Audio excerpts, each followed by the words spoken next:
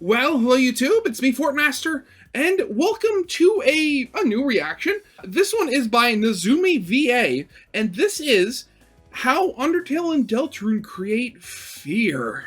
I mean, thinking about it, it is funny where, like, a lot of the fear, at least the fear that I can think of from Undertale and Deltarune isn't so much, freaky, oh, there's going to be a monster going to get me, ooh, kind of fear, because most of the characters in the game are monsters. Thinking of it, a lot of it is a lot more just like existential fear. And I mean, like, if I think about it, I mean, like, yeah, I can think of some, actually scary, or at the very least creepy things that, produce fear in me in both games. But, like, thinking about it, in Undertale, the biggest and, like, scariest thing, like, I could think of would be, like, one, I remember, the whole thing, even now it's still kind of argued in some circles about whether Sans actually remembers, the resets, or if he's just really good at, being able to read people to the point where he's able to tell, hey, you have time travel powers and you've done this before. The thought process of that, where you'd be forced to relive the same day over and over and over and over again. And there's nothing you can do about it because, you're basically at the whim of a superpowered child. Or alternatively, you could also, flip that on its head and do that to Frisk. We don't know whether or not, Frisk is in the same boat as Chris when it comes to our player control. So, I mean, it could very much be that we're unlike Chris, where Chris is their own character and we're kind of taking control away from them. You could read Frisk's actions in Undertale as Frisk's actions, not us controlling Frisk. And there's the whole thing of, with Chris where, your body is being possessed by some extra-dimensional force that's puppeteering you and making you go on adventures that you may or may not actually like. Insert weird root footage here. And then, also there's the whole thing with, going back to Undertale, there's the whole thing with Flowey and how he's, like, lived for the equivalent of, like, thousands upon thousands of years, where just endlessly doing anything and everything physically possible in the underground, from the nicest thing to killing everybody and just resetting over and over and over again. And that just the thought of that is absolutely terrifying. Like, doing all that and while simultaneously feeling nothing. Well, anyway, I'm looking at it, and this video is 3 years old, so I don't know what this is going to, like, include. Like, if it's just going to be just the games, or it's going to include some of, like, the outer stuff, since, some of the, like, the newsletters and stuff like that also are in, like, Deltarune, but they're not really scary. I don't know where I'm going with this. So, yeah, anyway. I should probably get this video going, shouldn't I? So, yeah, of course, as always, original video is linked in the description if you haven't seen it for some reason. Corner video will lead to my Let's Play of the day. And also, if you like this video and any of the other stuff I put out, please consider, subscribing and liking it. Of course, doing that stuff and interacting with the video does help my channel, in just the whole grand scheme of YouTube. But yeah, with all that out of the way, let's get this thing started then, shall we? Undertale is a game that means a great deal to me personally, and equally speaking, one that needs absolutely no introduction. An indie smash hit by Homestuck music veteran Toby Fox, the game released in 2015 to deafening success, launching it into the starring role of its own eclectic, multifaceted fandom that surpasses that of even some of the most popular AAA games on the market. Cut to Halloween of 2018, and Toby would follow the massive success with the hype-absorbing release of Deltarune Chapter 1, a perspective demo for a sister series / alternate universe story to Undertale's universe. And if you don't already know what to expect, it blew up as well. Sister series. Yeah, okay. Yeah, I'd never even thought of calling it something like that. Yeah, that definitely works. Garnering massive success even in just being a potential 7th of the full game that Toby wants to eventually make. Very recently, in the past month, Chapter 2 has made its way to our computer and console screens, and its success has been predictably explosive. I could talk about the many, many reasons why Toby Fox's games are as successful and lovable as they are, but first of all, they've just been so exhaustively covered by others already, and second, Undertale in particular is something of an extremely special case to me, of media that has become extremely personally important to my life, and talking about it in an encompassing way is much outside the ambition of scope of what I can feasibly do today. What I will say, however, is that when these games are played the way that you are highly suggested to, they are fun, friendly, vibrant experiences with pockets of shock to enhance the overall heights of positive emotion, character bonding, irreverent gags, and loving tenderness that you'll experience throughout their runtimes. But what happens when you play it like a real jerk? This warm veneer fades away, revealing underneath one of the softest games around, a real set of horrific, pointed teeth. The cold it provokes is one of the loneliest and most convincingly frightening I've ever experienced in a piece of media, and it's in a game that looks like this. So that's exactly what I want to talk about today. Okay, so just to add on to my little, like, rant or whatever you want to call it at the beginning of this video, yeah, I I had completely forgotten about like some of the imagery and stuff that you see in the genocide and Weird Roots. Just thinking back to it, I had completely forgotten about like some of the music choices that go on in the genocide route. I had honestly forgotten about them. How the worst routes of Undertale and Deltarune take such a mastery over the Satyrine and can equally turn around and put you in a stranglehold of fear, if you go looking for it. Yeah, of course. This is how Toby Fox creates nightmares. Oh, and spoilers for all routes of Undertale and Deltarune up to Chapter 2. Okay? No.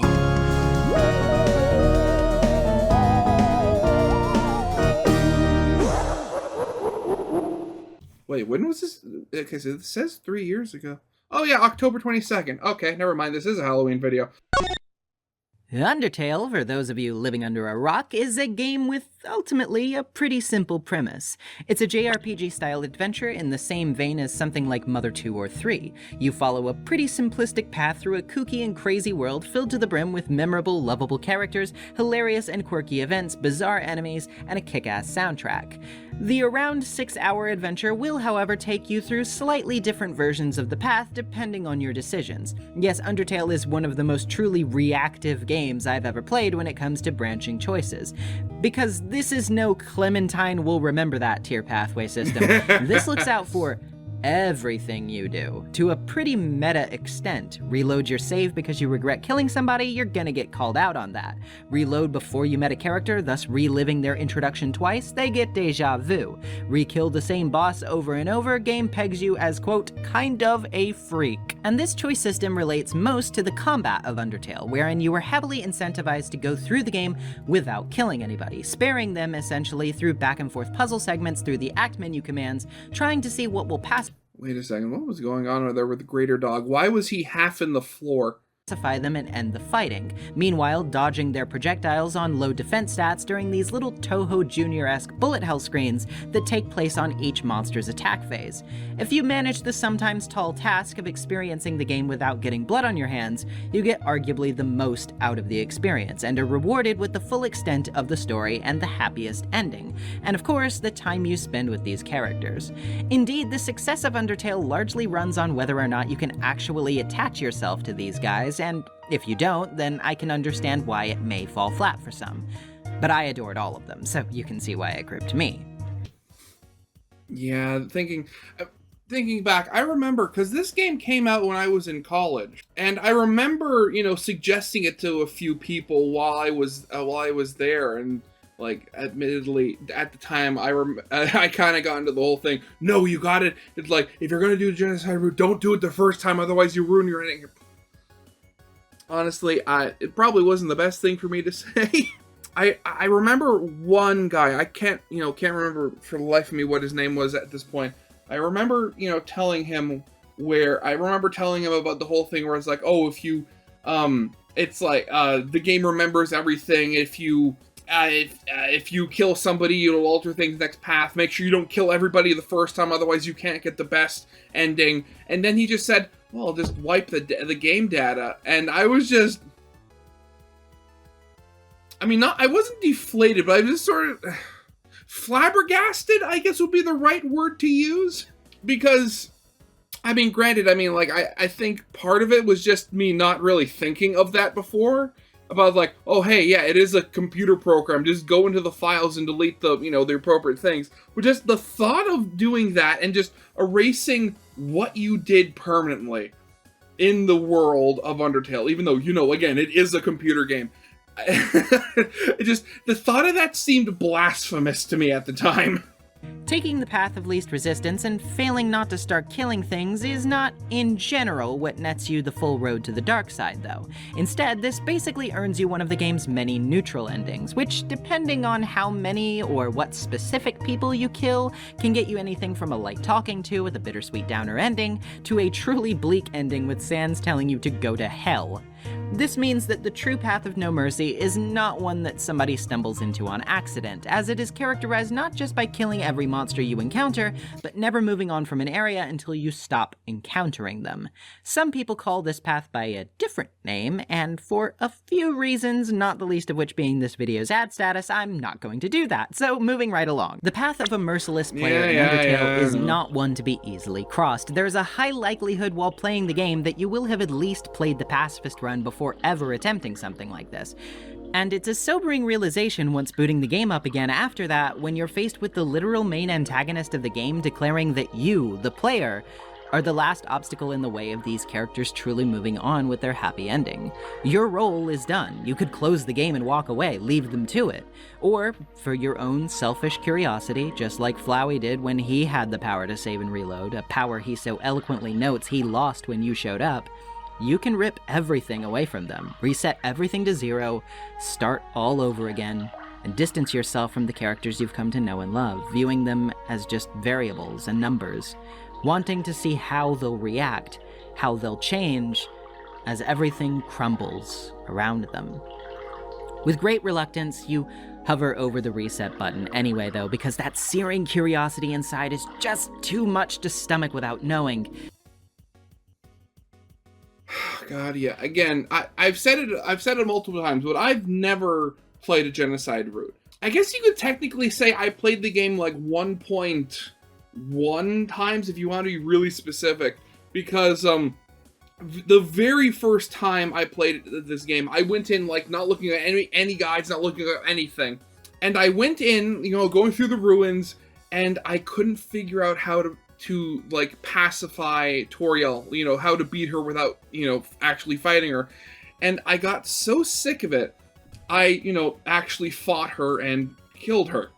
I then reached about halfway to Snowdin before I finally kind of like the gnawing feeling in the back of my head won out, and I looked up how to actually, beat her, the pacifist way, kicking myself for not doing it that way the first time. And then instead of, loading back a save, since, I couldn't at the time, I just restarted the game and did a complete normal pacifist route, the normal, straight. And after I got the true ending, I have not touched the game since, precisely because of, how that ending bit with Flowey kind of hit me. And I mean, granted, I've watched bits and pieces of the genocide route on YouTube, purely because most of the time, just because I wanted to see how the bosses were. But I've never gone back myself, and I don't think I ever really could at this point. You have to know, and so you do it. Or you just don't care at all, which, if so, what's wrong with you? And from there, the game starts as normal. At the beginning, the changes won't be obvious because things haven't quite started changing yet. In fact, this path has several points that you could just stop cold turkey along the way. You'll still probably get one miserable neutral ending, but it could be counted as neutral nonetheless. Farming for experience in clearing areas, though, just continues to lock you in further and further. The once vibrant and cartoony cast of random monsters to fight becoming replaced, notably, by a screen declaring with cold mechanical silence and eerie ambiance that but nobody came. This is the first indication during a run like this that something is deeply wrong. The world of Undertale is such a refuge of light and joy for the most part that robbing a sense of warmth of inhabitants from it starts to make it feel truly empty.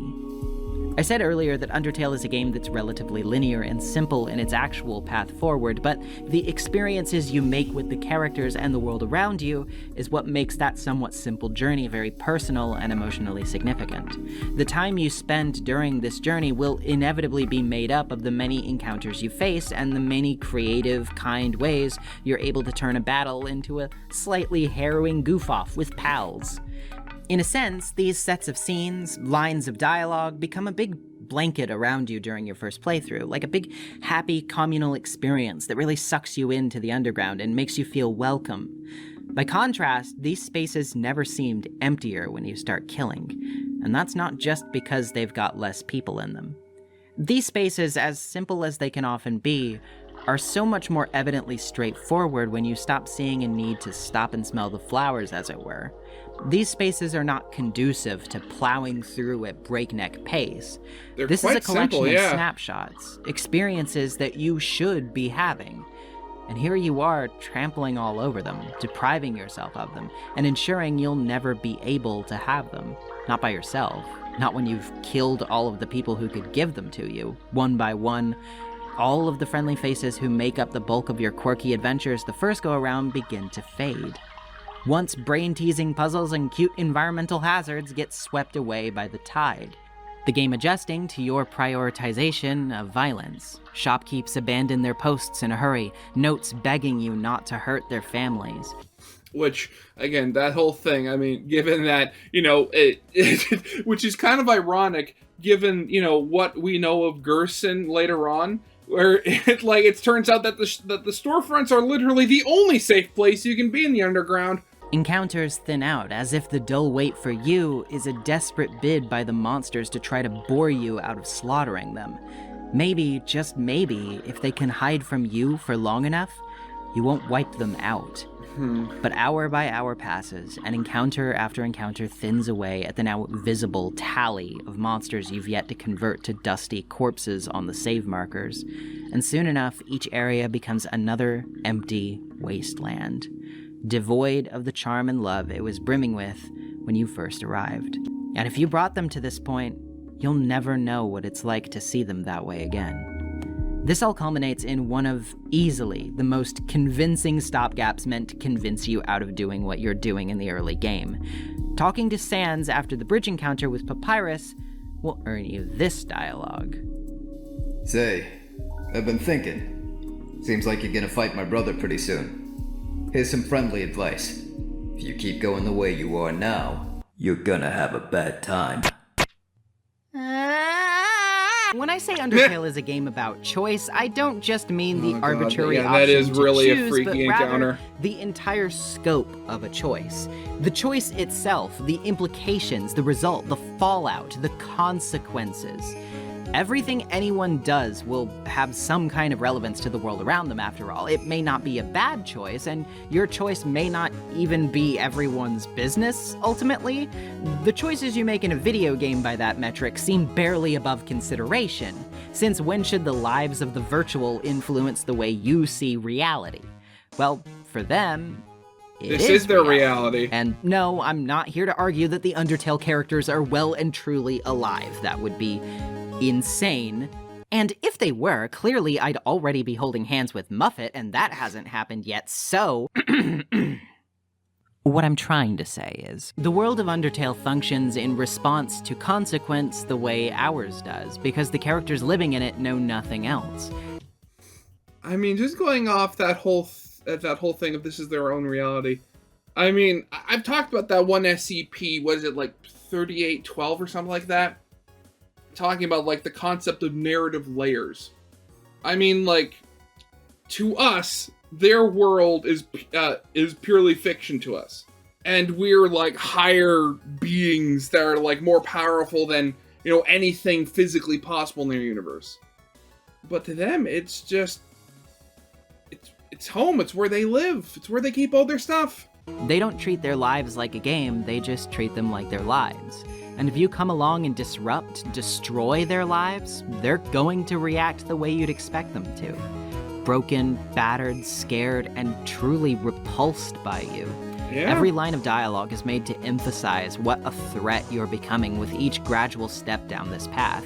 Sans not even acknowledging you as human, Papyrus realizing he doesn't need your company, Undyne literally taking the stand as the story's true hero to stop you once and for all, shonen anime protagonist style, as her eyes shine with a fountain of light, and she gets a badass transformation outfit change.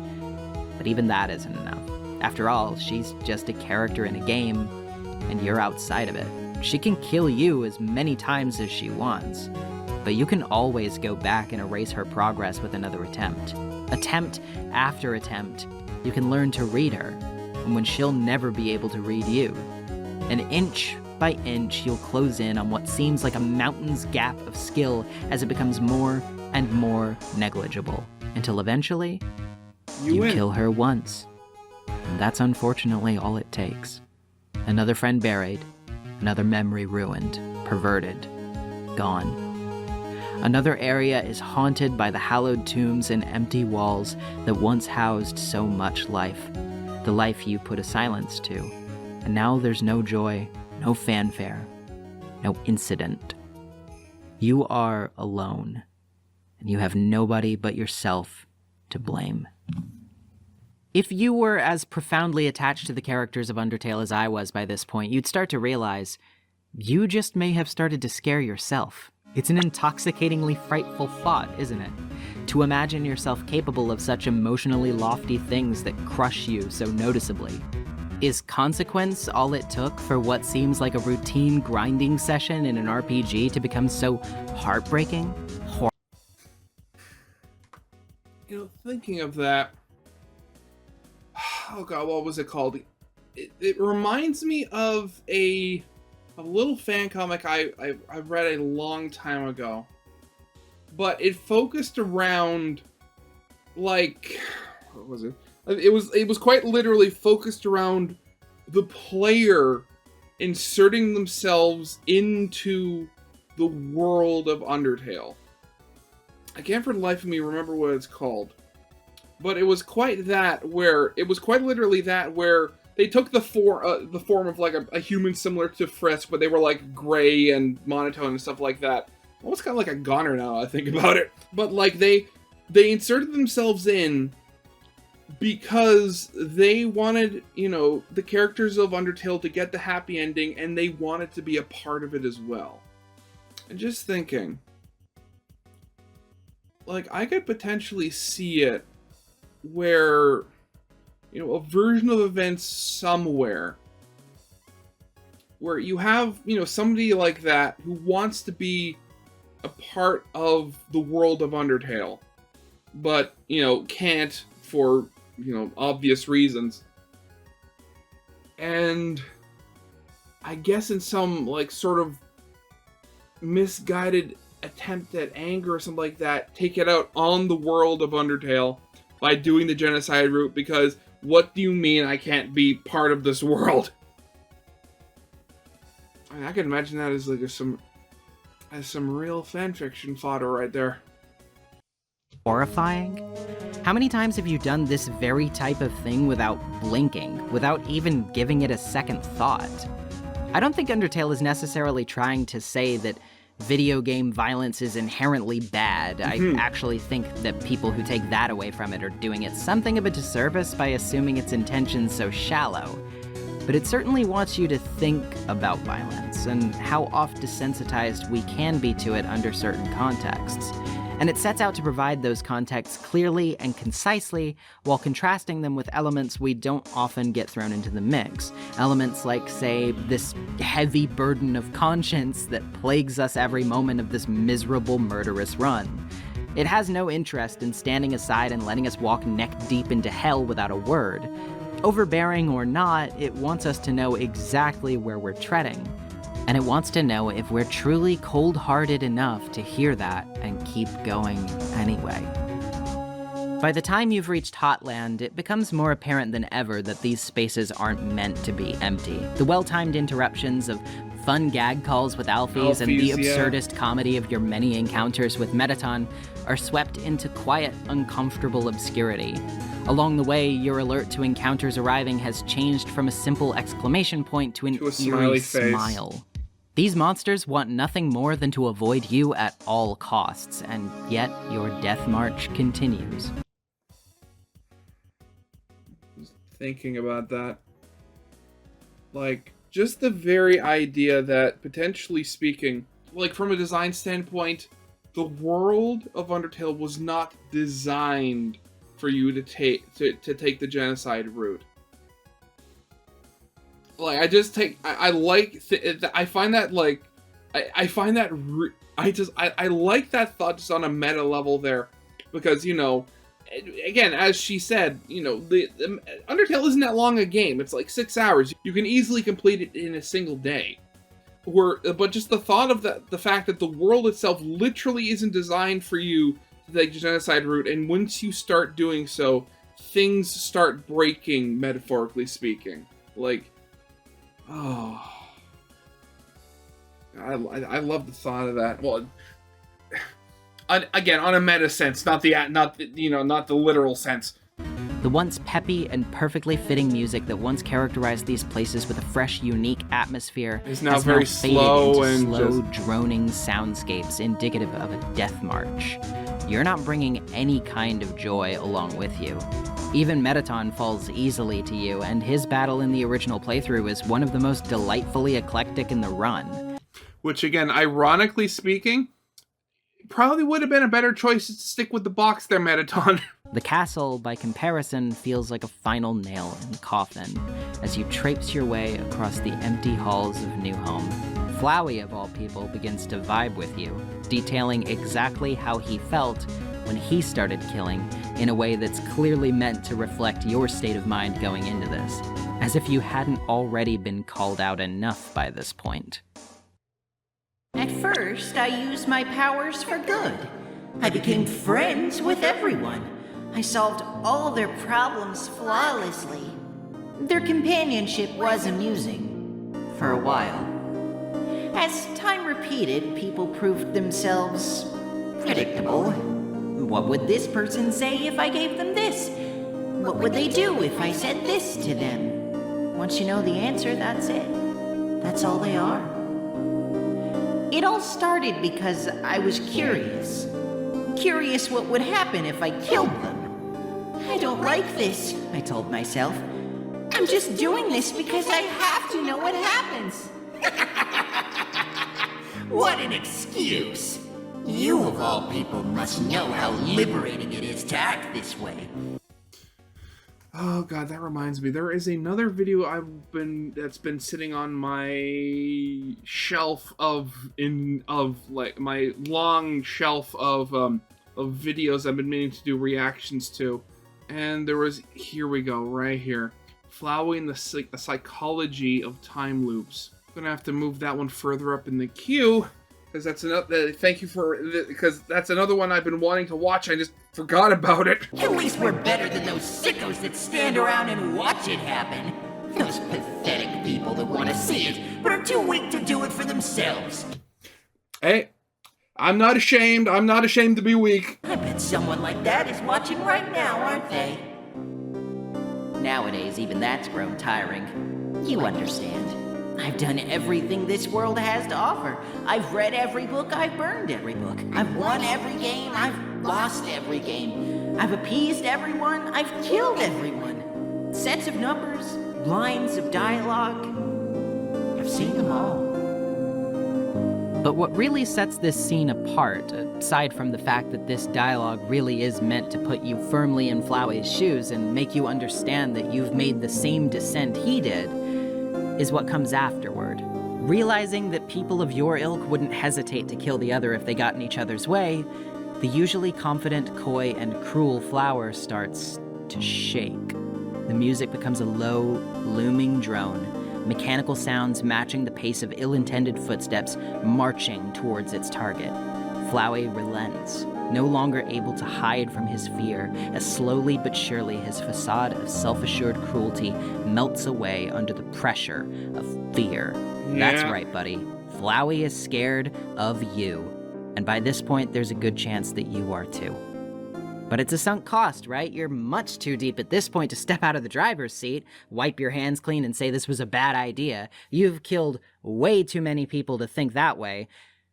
When you arrive at the Judgment Hall, you're pretty sure you know how Sans is gonna take all of this. Oh God! What the hell is happening? Yeah, everybody knows by now what Sans is like to fight. I'm not actually gonna spend much time talking about his fight, just because I don't find much overall about it particularly frightening, at least in the thick of it. Most of the fear comes from first exposure, and then as it winds down. It's hard not to be a little hyped, actually, when Megalovania begins to play, as it is obviously one of Toby Fox's most famous compositions for a very good reason. It just slaps.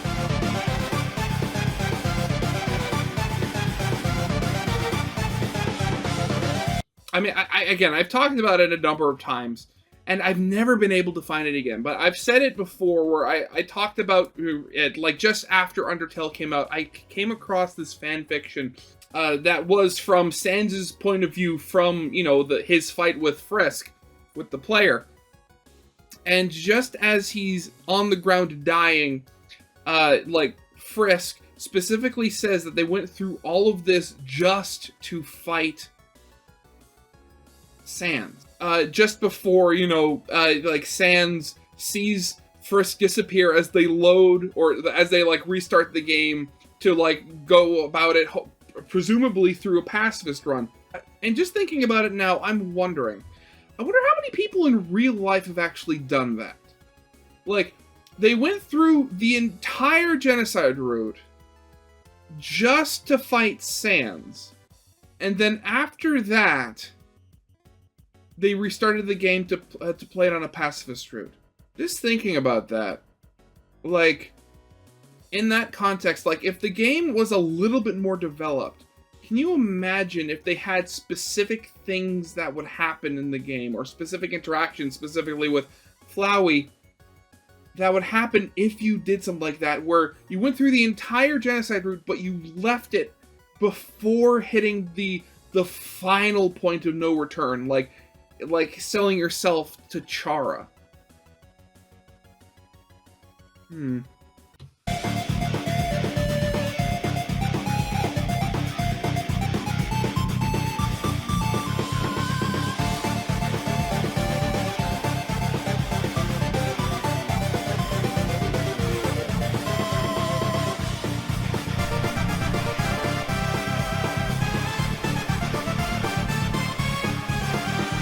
It's definitely hard not to feel the kind of gut-deep discomfort that comes with the text. You feel your sins crawling on your back, though.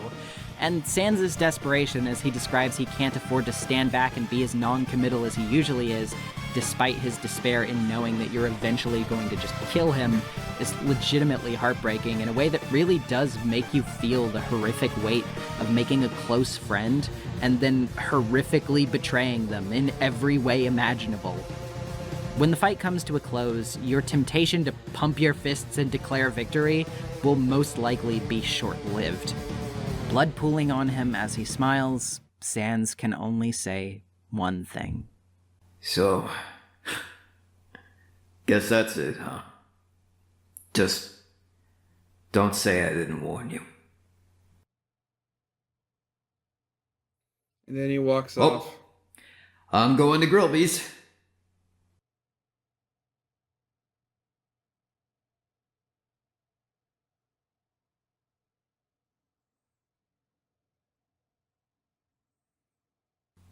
Papyrus, do you want anything? And though it's a small detail, easy to miss for most, you've been killing for so long you will no doubt notice the telltale signs. The sound of the dust evaporating in the air as Sans dies off screen, and your level increasing from 19 to 20. It's a hollow victory. It means little else than bragging rights for defeating a hard enemy. But he was only so difficult because he was so desperate to get you to stop. And you still didn't listen. You continue into the next room, only to cut Asgore down within seconds. Flowey bursting onto the scene to deliver an overkill of a final blow just because he's so terrified of what you've become that he's losing all face in a last plea for his own miserable life, before you also cut him down, ruthlessly, over and over until there's not even a scrap of him left. And oh boy, okay, this bit's going to be controversial. Hey, you know this screen, the one with the smiling kid? I know you guys love to draw Kara here and pin all the blame for the murder run on them, but here's the thing, geniuses, this is you! You overwrote Frisk's opportunities. You killed their and your friends. You reduced this world to nothing. Why do you think this character is named after what would almost inevitably be your own name that you inputted at the start? You are the unseen hand guiding Frisk on their journey. When you play the game like a pacifist, you create no need for a repulsive reflection like this because it doesn't exist. When you play it like a monster, you get a fittingly monstrous face staring you back because that's what you've signaled to the game. You've flagged that this, leveling, gaining experience, and killing people to earn that, is what matters most to you. Not friendship, not puzzles, not bonding, not small intimate moments. This is what you've craved. This is what reflects you best. This is not just some separate character that you can shove all responsibility onto. Sure, Kara has some lore of their own, don't get me wrong, I know that. But there's also a reason why Toby would name them after you, right? Every choice in Undertale is very methodical, very deliberate. This, of course, also pertains to its characters. They're three-dimensional. Even villainous characters have nuances throughout Toby's narratives. They're not just embodiments of evil for evil's sake. So why would this be any different? Why would the spirit of some random dead kid be pure evil, if not to reflect clearly and sincerely to you, who they've likely been named after, the evil you've sincerely done?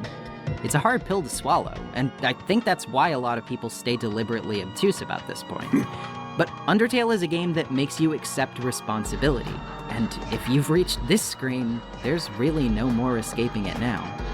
After all, you've got to live with these choices you've made and all of their outcomes. It's why the game is so insistent on punishing you with a cursed save file for this. You can blame your own actions on this invisible Kara all you want. The fact remains that you'll never escape them so long as you're unable to acknowledge that they are you. Right. You are a great partner. We'll be together forever, won't we? So, Deltarune, am I right? Well, yeah, I forgot. This video is about Undertale and Deltarune. So, okay. So, yeah, we've gone over the genocide route. Now it's time for the weird route in Deltarune. Wonderful.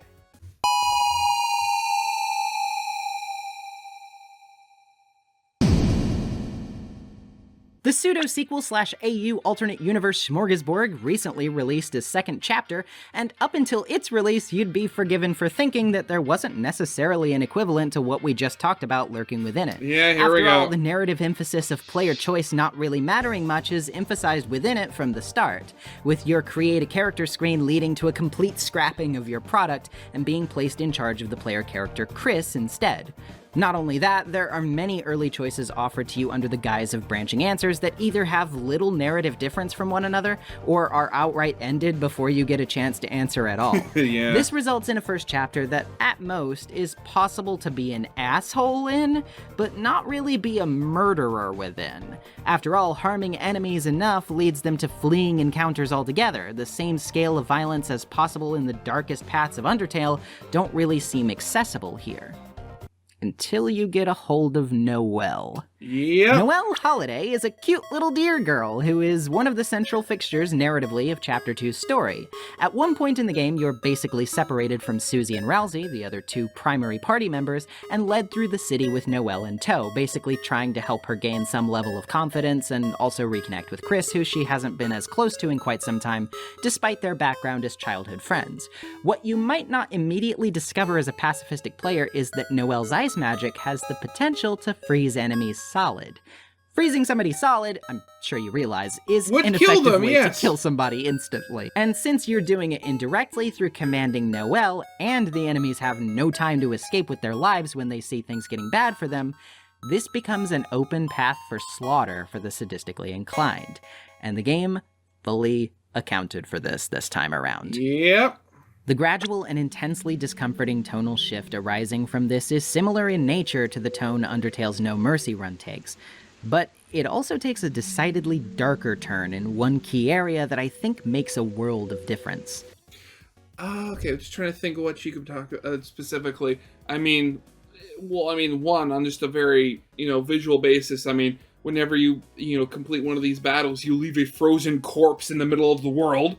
Second, there's also the whole thing about, the fact you're not even doing it yourself. You're forcing somebody else to do the fighting for you. Well, fighting and murder for you. So, yeah. Again, there's this one doesn't just get. This one is scary. Not just. It gets scary in a lot of ways, not just, creep factor. The fact that you're not entirely alone.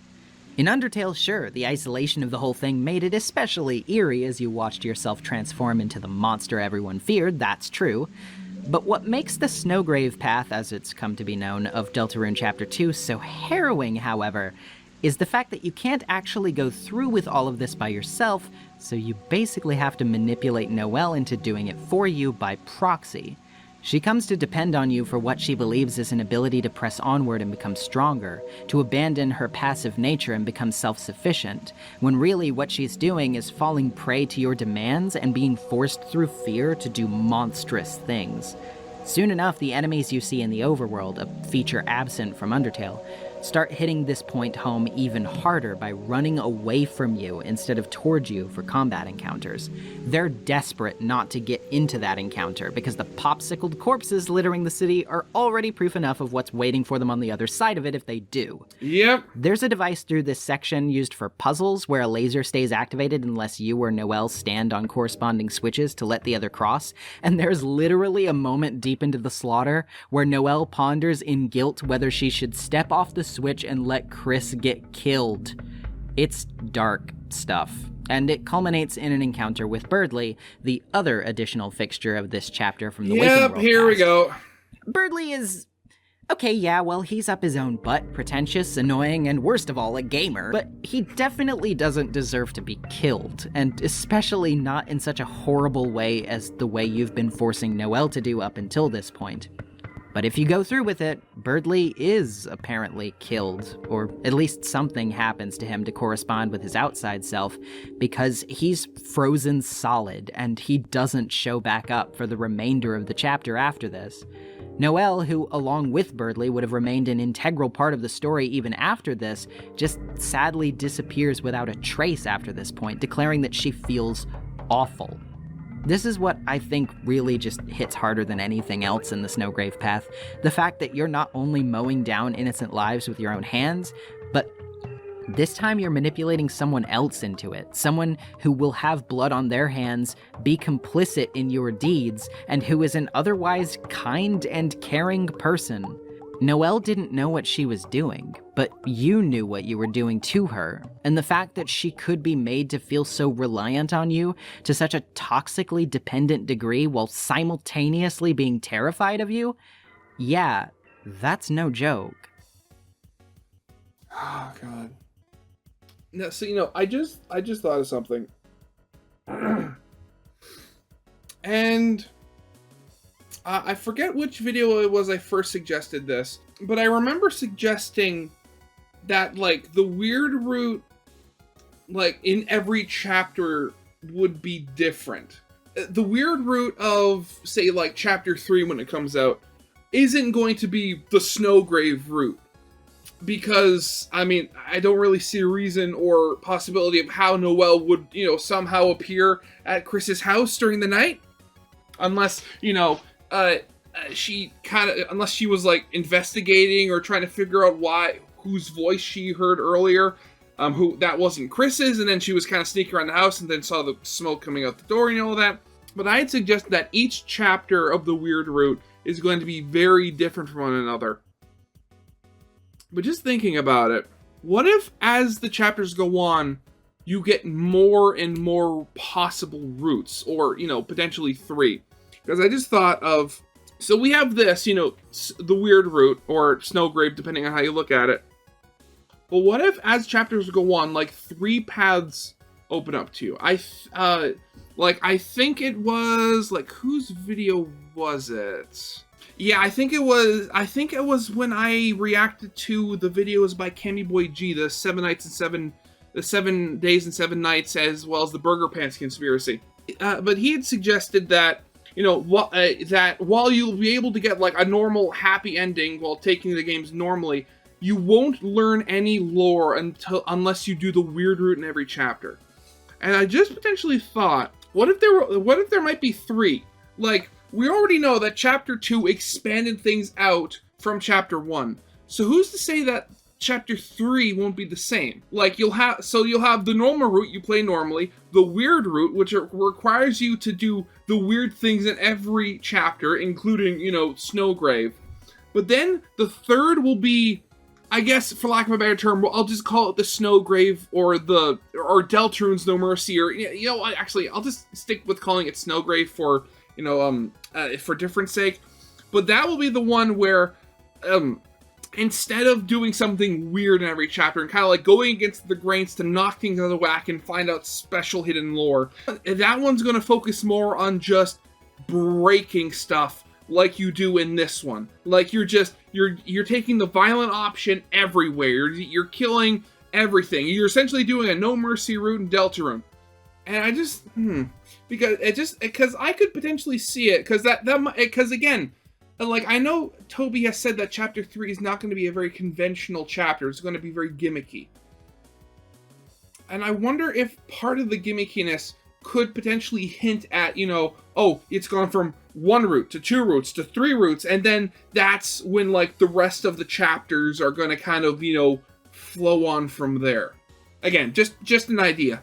That's pretty much abuse. Very much so, Snowgrave, yes. the most immersive simulator for being an abuser on the market. No, but really, you get what I mean, right? About how somehow the isolation made it less harrowing last time? At least you were fully in control of your own actions and had no one else to answer to in Undertale's case.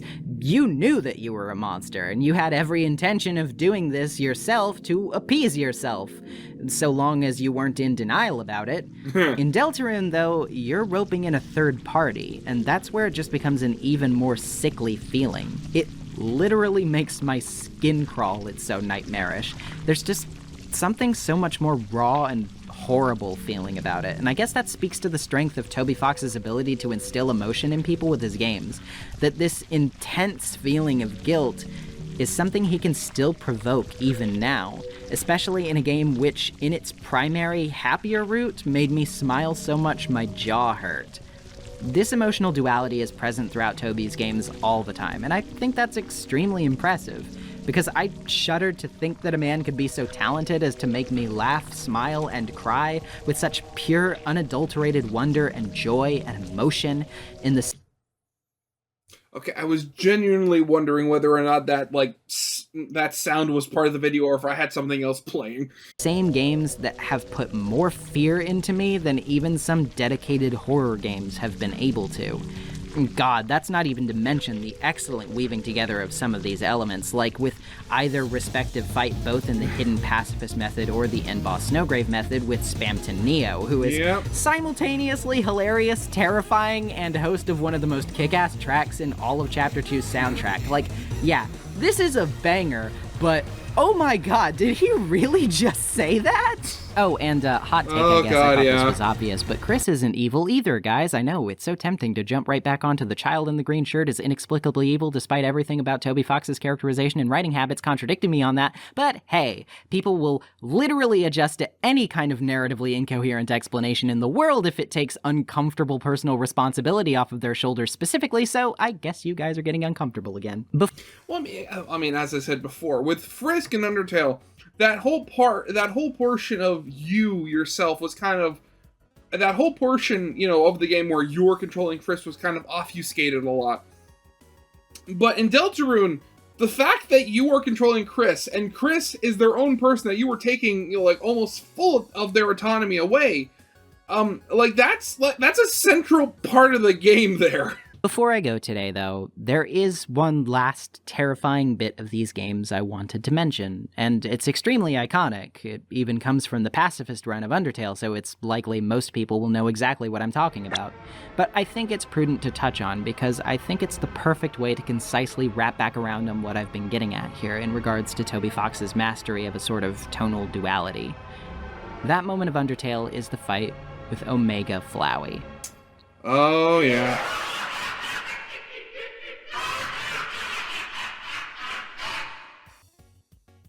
Oh god, thinking back to Omega Flowey. Oh god. Again, as I said, I went into Undertale with like not what I completed the game. I think in like 1 or 2 settings with like no guides or anything apart from the whole thing of figuring out how to, you know, spare tutorial. And I remember thinking back as like how I discovered the game was through Game Grumps, through their series at the time, Steam Train, where they played computer games instead of console games. And I specifically remember like just how freaky this was, you know, specifically because, oh god, major art style shift. But afterwards, and I can understand, you know, the where the fear comes from is how just the complete and utter lack of control you have in this fight. Because like, unlike any other fight up to that point in the pacifist run, this was the first and technically only one that's happening in real time. It's not turn-based. And even when you see that fight button pop up and you hit it, nothing happens. And then there's the whole scene where Flowey it repeatedly attacks you and reloads and attacks you and reloads and attacks you and reloads. Like just the feeling of powerlessness in this. And thinking back, I can understand, you know, that being kind of silly, given that, you know, it's a video game and there's got to be, unless, you know, Toby Fox was exceedingly sadistic, there had to be some way of beating him. And, you know, eventually you do. The one thing I remember after beating this and getting the true ending, and I was so excited to go back to all of the YouTubers I watched and watch them, you know, react to Omega Flowey for the first time. Oh god, that was an experience. And I specifically remember, I think in their first episode, they talked about how, oh, you know, don't watch the game, don't watch us play the game, go out and buy it, and then, you know, play the game and then come back and watch our video. And they specifically talked about later how they watched how, like, oh, at the beginning, the views for the game weren't that good, before it, like, a week afterwards, that all of the episodes suddenly had a spike in views, because apparently people actually did, you know, went out, bought the game, played it, and then came back to watch the episodes themselves. For those of you who've lived under a rock, essentially the defining context of Omega Flowey is that you met Flowey all the way back at the beginning of the game, and he was just some weird evil flower who tried to kill you and said some foreboding things. From that point on, he was mostly just something that would remain in the back of your head, practically unheard from since, with very few hints towards his presence sprinkled throughout. In remaining pacifistic, denying his declarations of the world being kill or be killed towards the game's opening moments, you've essentially been playing the pacifist run in direct defiance of his outlook. Yeah. Each tough encounter you clear being further proof that compassion and care, while sometimes the harder road to travel, is the one that is ultimately the most worth it. And in a final terrible encounter with the king of all monsters, Asgore, who truthfully has no personal desire but rather an obligation to fight you, you offer the poor man your trademark sense of mercy, only to have that expectation of reconciliation obliterated as Flowey appears for the first time since the beginning of your run, killing Asgore while he's down, absorbing the human souls at his disposal, and becoming an abominable eldritch creature of unspeakable mass, indescribable features, and a nightmarish cackle. Both the visual stylings and even manner of presentation in this fight are vastly different from what has come before this at any point in the game's combat so far. No matter the strange encounters you fought in Undertale, the unifying visual style of the UI was enough to keep everything feeling at least somewhat consistent and understandable, even when new elements were steadily introduced into the mix along the way. With Omega Flowey, this is not the case. And thinking back, I remember back in the day, the other nickname for him was Photoshop Flowey. I'm kind of wondering, like, why that didn't really stick around as much, because, again, look, Photoshop. Gone are your menu commands, gone are even turns to break the pace of bullet hell segments. Instead, you are fighting for your life against a torrent of miserably cheap attacks as Flowey laughs in your face, showers you with nigh unavoidable projectiles, and almost inevitably kills you over and over as strange deformed appendages sprout from his cactus-like arms. Flies swarm you like blood-sucking locusts. Warheads drop from the sky, raining death on top of you. An anguished, tortured face writhes in agony on the monitor above, and your only meager attempts at retaliation prove to have little to no effect on him for your trouble. It is an out-and-out nightmare. It's a truly disorienting experience that takes all of your muscle memory, all of your visual adjustment, and throws it out the window. It takes full advantage of the psychology behind one of the most effective methods at evoking fear, which is establishing a visual style that a viewer or player of something can become extremely accustomed to over the course of their involvement with the work, and then suddenly striking them with something completely alien to that experience up until that point. This inevitably creates a sense of shock, instability, and unease, which is perfectly translated in a scenario like this into fear. The booming orchestral swell of pure dread that is the track Your Best Nightmare, which plays during this fight, is a perfect encapsulation of this. The cacophony of discordant melodies scoring what sounds like what it might feel like to quite literally be trapped in hell. Fighting a god. But in a move that I think highlights Toby Fox's creative duality just as totally, this fight of course has more to offer than just that. During the fight, if you can manage to strap in and endure the gauntlet of misery thrown your way, you'll start to hit little interlude segments when you're tasked with avoiding specific hazards related to the human souls Flowey's exploiting. Endure these rounds long enough, and they'll start to offer brief windows of assistance to heal you so that you can endure the next bare-knuckle beatdown you receive from the monster afterward. Constantly during this fight, there is a dynamic of being completely broken and nigh destroyed, but brought back from the brink at the very last second. Again and again, Flowey brings you to the near edge of death, his unrelenting cruelty staved off for only another minute by the kindness of others. Eventually, when you've passed all these gauntlets and hope seems so far away, the souls gather in a circle. Clover, how they you show doing? you the love that you've shown everyone until this point, all of them healing you simultaneously. The music changes. Gone is the frantic, hellish symphony of doom, and here is something soft that rises into something triumphant. Flowey's defense suddenly drops to 0, and his theme, which had once characterized his cruel dominance over you, has suddenly begun to swell into a hopeful anthem for your rise. His attacks slow, becoming more cluttered than ever to try to make up for what efficiency he lacks. Your attacks begin to hit harder and harder as the theme climbs.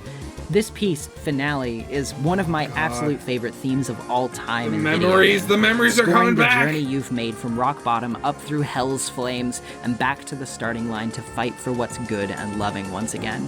And as horrifying as all this was, as borderline traumatic as some of the imagery that accompanied it seemed, it all caves under the weight of your light, exposed for the cynical, illusionary convenience that it always truly was under the surface. Flowey loses, and even still after he's done, you offer him the mercy he mocked you for handing out before. He can't understand it, or maybe he just won't. But it's this simple principle that took you this far, and even now, when it's been tested to its very core, it's what you can hold on to despite it all. Despite everything, it's still you. And I think that's what's really special about Toby's games. The fact that he can evoke such starkly negative emotions, but inject them with a sense of gravity and purpose that is not only able to coexist with his goofier, happier writing, but can oftentimes work in direct service of it, both in their contrast and in illustrating the very themes his games are meant to reflect in the first place. That isn't nearly all of what his games means to me, for the record. But I think in a month dedicated to talking about what scares us, this is a good place to start, for now. Oh, and by the way, Chris is non-binary. Click like to scare a transphobe today. Again, I mean, just thinking about it, the best way to describe, you know, Undertale specifically, and maybe Deltarune to a similar extent at the moment, because again, we're not dealing with a complete game yet. But like, they're small games that are just unfathomably deep. Granted, I mean, like, some of the intricacies and interactivity of it, it can be a little shallow. I mean, the fact that, you know, there are, I don't know, well, there are 42 variations of the normal, of the normal ending, depending on who you've killed. But they all but they're all just like text boxes that you look at and then you're done. Or again, with Deltarune being that it's quite literally an incomplete game, you know, it's very quick. You can run out of stuff to look at very quickly. Thinking back, I mean, I guess thinking about it, the whole reason why I never went, you know, to do the genocide route on Undertale was fear. You know, again, like I've talked about it before, where like I had that sense of pride thinking like, oh, out of like there are the people that, you know, did reset, you know, that went and did the genocide route to, you know, to actually do it. But I didn't do that. But yeah, thinking about it, it was fear, the fear of going down that route. Oh, God. So yeah, that's gonna be it for now. So yeah, of course, as always, you know, original videos linked in the description if you haven't seen it for some reason. Corner video will lead to my Let's Play of the day. So yeah, I hope you guys liked. If you did, leave a like, subscribe if you have not, and I'll see you guys next time. Goodbye.